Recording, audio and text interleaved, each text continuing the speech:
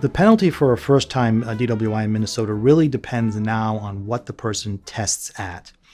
Let's say the person actually doesn't test. Let's say the person actually refuses to take the test at the station.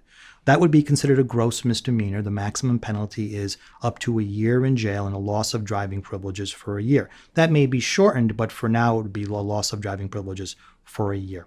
With respect to people who do take the test, as long as they test under 0.15, that would be considered a misdemeanor. The maximum penalty would be 90 days in jail and a $1,000 fine, with the possibility of a loss of driving privileges for up to 90 days, but that might be reduced as well.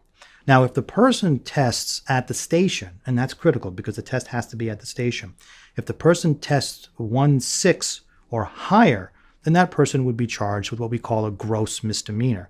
Maximum penalty would be a year in jail and a $3,000 fine. So it's not so much how many DWIs a person gets, although that does play a factor. It's where the person tests. Now, when a person has more than one DWI within a 10-year period, the penalties grow dramatically. There are other penalties as well. There are also what's called license plate impoundment. The police could actually take the plates off the vehicle. You could have a restriction on your ability to drive, which means you'd have to get the ignition interlock or limited license. And for multiple or repeat offenders, they may be barred from driving for a significant period of time and wouldn't necessarily be eligible for the ignition interlock. Those are usually for your third and fourth time DWI defendants.